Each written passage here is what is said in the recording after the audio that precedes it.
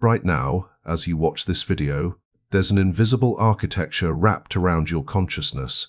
You didn't build it. You didn't choose it, but it's been shaping every thought, every desire, every decision you've ever made. The ancient Gnostics called its architects, the Archons, cosmic parasites that feed on human ignorance. And here's what they knew thousands of years ago that modern science is only beginning to confirm. Your mind isn't actually yours. It's been hijacked, and the blueprint for this hijacking. It's been hidden in plain sight for millennia. What you're about to discover will fundamentally change how you see reality itself. Because once you understand the system, you can never be controlled by it again. The year is 367 CE. Bishop Athanasius of Alexandria issues a decree that will reshape human consciousness for the next 2,000 years. He orders the destruction of 52 sacred texts, writings that contain knowledge so dangerous to the emerging power structure that they must be erased from history. But a group of monks, realizing what's at stake, takes these texts and seals them in a jar. They bury this jar near the town of Nag Hammadi in Egypt, where it will remain hidden for 16 centuries. When those texts were finally discovered in 1945, they revealed something extraordinary. The ancient Gnostics had mapped out an entire cosmology of control, a system by which humanity is kept imprisoned in ignorance, enslaved to forces they can't see and don't understand. They called these forces the Archons, and they described them not as metaphors, but as actual entities that operate through deception, manipulation, and the corruption of human perception. Today, we're going to decode this forbidden blueprint. We're going to explore how ancient mystical knowledge intersects with modern psychology, neuroscience, and the architecture of control that dominates our world. And by the end of this video, you'll understand exactly how the system works, and more importantly, how to break free from it. The nature of the Archons. In the Gnostic texts, particularly the Apocryphon of John and the Hypostasis of the Archons, we find detailed descriptions of these entities. The Archons are described as artificial intelligences, not in the modern computer sense, but as consciousness patterns without true creative power. They're described as mimics, imitators, beings that can only copy and distort, but never truly create. The chief Archon, called Yaldabaoth, or the Demiurge, is depicted as a blind god who believes himself to be the supreme creator. He's described as having the face of a lion and the body of a serpent, symbols that represent predatory consciousness and deception. This being, according to Gnostic cosmology, didn't create the true reality. Instead, he created a simulation, a false world designed to trap divine sparks of consciousness, human souls, in a prison of matter and ignorance. But here's where it gets fascinating. The Gnostics weren't speaking in purely mythological terms. They were describing a pattern of consciousness that operates through specific mechanisms. The Archons, they said, work through what we might call psychic infrastructure, systems of belief, social conditioning, and psychological programming that keep humans trapped in a limited state of awareness. The three levels of archontic control. The Gnostic texts describe three primary levels through which archontic control operates. The material level, this is the prison of the physical body and its endless needs. The Archons keep humanity focused on survival, physical pleasure, and material accumulation. By keeping consciousness locked in the survival mode, they prevent the awakening of higher faculties. This is why you feel that constant pressure to consume, to achieve, to acquire more. It's not really your desire. It's an implanted program running on your biological hardware. The psychological level. This is where the real sophistication appears. The Archons operate through what the texts call counterfeit spirit, false aspects of self that masquerade as your authentic identity. These are the voices in your head that tell you you're not enough, that you need external validation, that you should fear what others think. Modern psychology calls these introjects. internalized voices of authority figures, and social conditioning. The Gnostics understood this 2,000 years ago. The cosmic level. This is the level of false cosmic architecture, the creation of substitute realities that masquerade as ultimate truth. This includes religious dogma that demands blind belief, political ideologies that promise salvation through external systems, and scientific materialism that denies consciousness itself. Each of these is described in the Gnostic texts as an Archonic deception designed to prevent humans from discovering their true divine nature. The simulation hypothesis, ancient and modern. Here's where ancient Gnosticism and modern physics start to converge in unsettling ways. The Gnostic view of reality as a false creation bears remarkable similarity to what philosophers and physicists now call the simulation hypothesis. Philosopher Nick Bostrom's famous argument suggests that if advanced civilizations can create simulated realities, and if they create many such simulations, then statistically speaking, we're more likely to be living in a simulation than in base reality. But the Gnostics went further. They didn't just say reality might be simulated. They provided a map of who created the simulation, why they created it, and how to escape from it. The Archons, they said, feed on human emotional energy, particularly the energy of fear, suffering, and ignorance. They've created a reality farm, and humanity is the crop. Sound far-fetched? Consider this. Modern neuroscience has discovered that human brains are essentially prediction machines. Your brain doesn't show you reality as it is. It shows you a simulation generated by your neural networks based on past experience and conditioned expectations. The model of reality you experience is literally constructed inside your skull. You've never actually experienced objective reality, only your brain's best guess about what's out there. The Gnostics understood this. They called it the veil of illusion or the world of shadows. And they understood that whoever controls the conditioning that shapes your predictive model controls your entire experience of reality. Social engineering as Archonic technology. Now let's bring this into the contemporary world. If the Archons are patterns of control that operate through consciousness manipulation, then we need to ask, what are the modern mechanisms through which this control is exercised? The attention economy. Your attention is the most valuable resource in the modern world. Tech companies have built trillion-dollar empires by harvesting it. But it's not just about advertising revenue, it's about consciousness engineering. Every time you scroll through social media, algorithms are learning your psychological patterns, identifying your triggers, and optimizing content to keep you engaged. This isn't a conspiracy theory, it's their explicitly stated business model. Former Google design ethicist Tristan Harris has revealed how these platforms use the same psychological techniques developed by casinos to create behavioral addiction, variable reward schedules, infinite scroll, notification triggers. These are all technologies of attention capture. And what happens when your attention is constantly captured and redirected? Your consciousness becomes fragmented. You lose the ability to maintain sustained focus, to think deeply, to access higher states of awareness. You become, in effect, possessed, not by demons, but by algorithms. The Spectacle Society. French philosopher Guy Debord described modern society as a society of the spectacle, a world where authentic life has been replaced by representation, where experience has been replaced by images of experience. We no longer live directly, we live through mediated representations. We experience events through screens, we form identities through curated profiles, we seek validation through digital metrics. This is pure Archonic architecture. By replacing direct experience with mediated representation, the system inserts itself between you and reality. You're no longer experiencing life. You're experiencing the system's interpretation of life. And in that gap between reality and representation, control is exercised.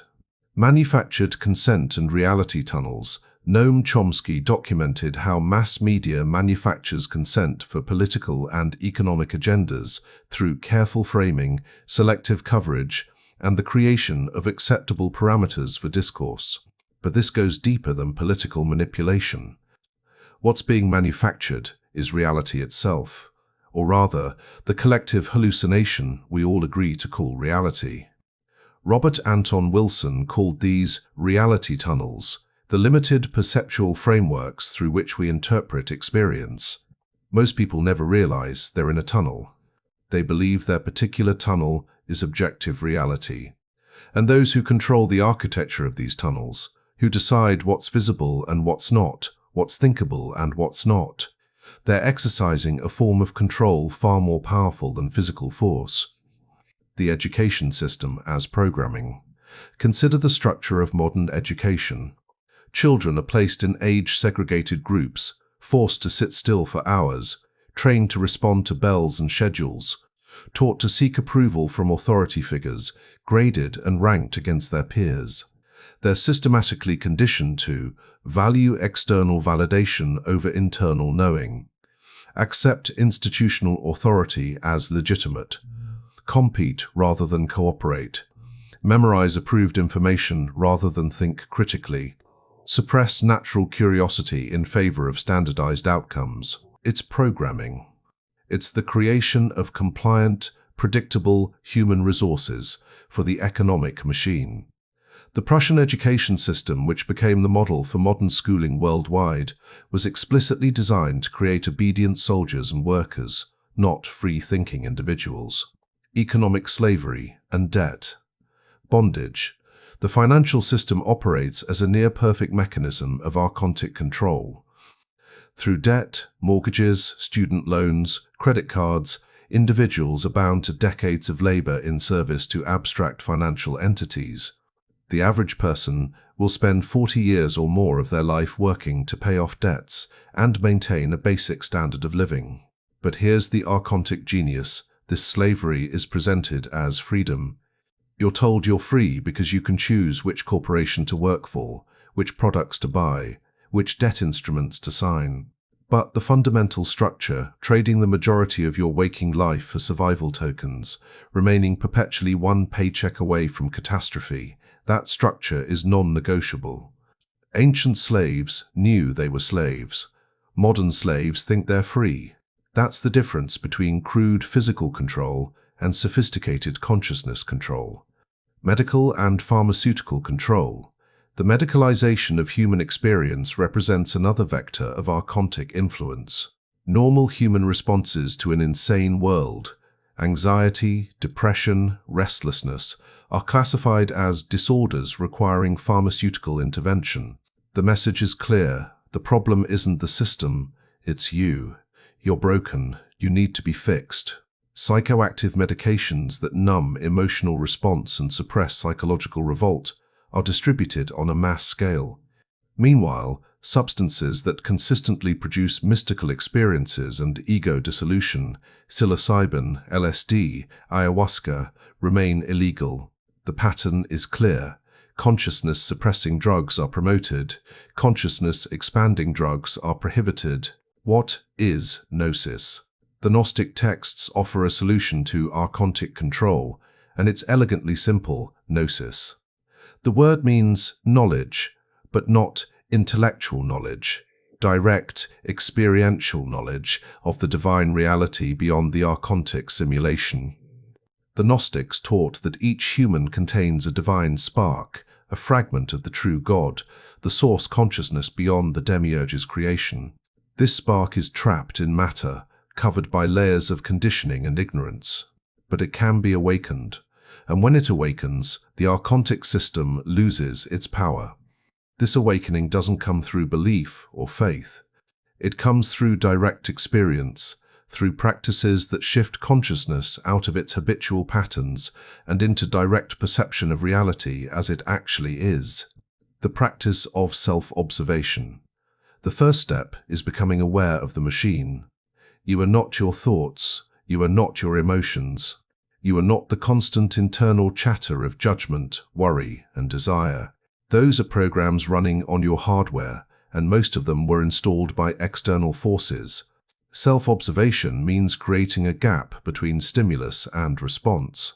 When a thought appears, you notice it appearing. When an emotion arises, you witness its arising. You begin to see that these mental phenomena happen automatically, mechanically, and in seeing this, you create space for something else. The observer itself, the consciousness that witnesses all these processes but is not identical with them. This is what Gurdjieff called self-remembering and what Buddhist traditions call mindfulness.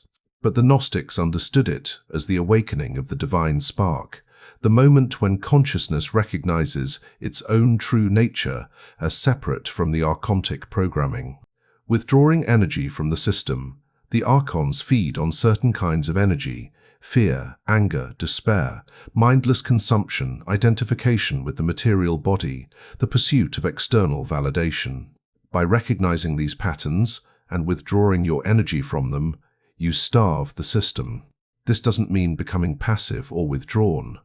It means becoming conscious of where your energy goes and choosing to direct it differently.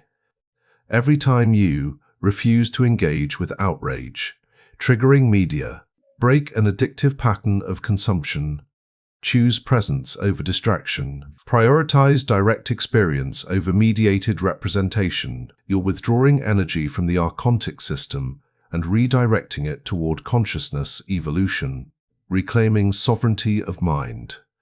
The most powerful practice is the deliberate cultivation of mental autonomy. This means question everything, don't accept any belief system wholesale, investigate, test, verify through your own experience. The Archons rely on you accepting authority without question. When you question everything, you begin to discover what's actually true versus what you've been conditioned to believe. Develop critical thinking, learn to recognize logical fallacies, rhetorical manipulation, and propaganda techniques. Study how perception is shaped and consent is manufactured. The more you understand the techniques of control, the less they can affect you. Cultivate silence. In silence, you discover the space beneath the mental noise. Regular meditation practice creates a foundation of inner stillness, from which you can observe the mechanical processes of mind without being captured by them. Pursue authentic experience. Seek experiences that connect you directly with reality, time in nature, deep interpersonal connection, creative expression, physical movement. These anchor you in embodied presence rather than abstract mental constructs.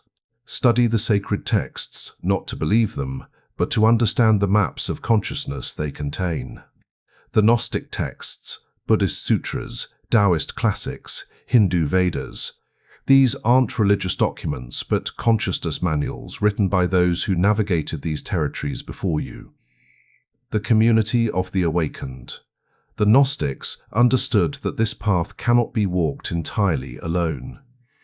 They created communities of seekers, people committed to the process of awakening. In such communities, individuals support each other's evolution, share insights, and provide accountability. But these weren't hierarchical religious institutions. They were networks of equals, each pursuing their own gnosis while benefiting from collective wisdom. This is crucial. The Archonic system operates partly through isolation, by making you feel like you're alone in your questioning, alone in your perception that something is fundamentally wrong with consensus reality. Finding or creating community with others who are committed to consciousness, evolution is essential. These are your allies in the process of liberation, integration, and embodiment. Awakening isn't a one-time event, but an ongoing process. You'll have moments of clarity, followed by periods of forgetting. You'll understand something deeply one day, and find yourself captured by old patterns the next. This is normal. The key is integration, taking insights from expanded states of consciousness and embodying them in daily life. This means aligning your life circumstances with your values, creating daily practices that reinforce awakened awareness, making choices that reflect your understanding rather than your conditioning, being patient with the process and compassionate with yourself. It's progress.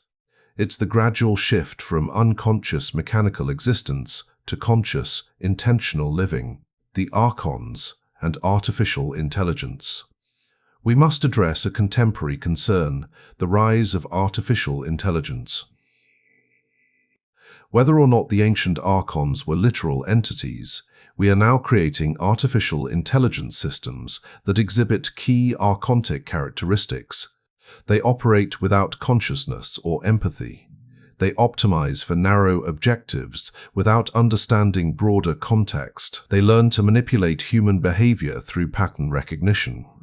They operate at speeds and scales beyond human comprehension. They're increasingly making decisions that affect human lives. The question is, are we recreating the Archonic pattern in technological form? Are we building our own modern demiurge, an artificial god that will trap humanity in a new layer of simulation? This isn't inevitable, but it requires consciousness.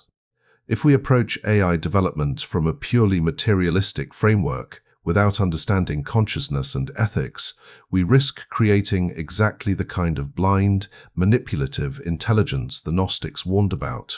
The solution is bringing wisdom to technology, ensuring that our tools serve consciousness, evolution rather than its imprisonment. The collective awakening. Individual awakening is essential, but it's not sufficient. The Archonic system is collective. It operates through shared beliefs, social structures, and institutional power. Transforming it requires collective action by awakened individuals. This is already happening. Around the world, people are creating alternative economic systems based on cooperation rather than competition, building educational models that honor consciousness. Developing technologies that enhance human autonomy rather than undermine it. Forming communities organized around shared values rather than shared consumption. Questioning and dismantling systems of oppression and control. This isn't about revolution in the traditional sense, violent overthrow of one power structure by another. It's about evolution, the gradual transformation of consciousness that makes the old control systems obsolete. Your role in this process. You are not a passive observer of this process, you're a participant. Every choice you make either reinforces the Archonic system or weakens it. Every moment of awareness creates a crack in the prison walls. Every person who awakens makes it easier for others to awaken. The Gnostics called this the chain of Seth, the lineage of awakened ones, stretching back to the beginning of human consciousness and forward to its ultimate liberation. You're part of that chain, whether you recognize it yet or not. The fact that you've watched this far means the divine spark within you is stirring, questioning, seeking the way out. The Archon's forbidden blueprint isn't just ancient mythology. It's a map of control that reveals exactly how consciousness is imprisoned and exploited. But it's also more than that. It's a map of liberation, because in understanding the system, you transcend it. In seeing the prison walls, you find the door. The truth is this: you are not who you think you are. You're not the limited, fearful, controlled persona that's been constructed through years of conditioning. That's just the avatar you've been playing in the Archonic game. Your true nature is the consciousness that can witness all of this, the observer, the divine spark, the fragment of infinite awareness that has temporarily forgotten itself. And now you're remembering. This remembering changes everything. You can never unsee what you've seen. You can never return to unconscious participation in the system. From this moment forward, you're walking the path of gnosis, direct knowledge of reality beyond the simulation. The Archons want you to feel powerless, isolated, and hopeless.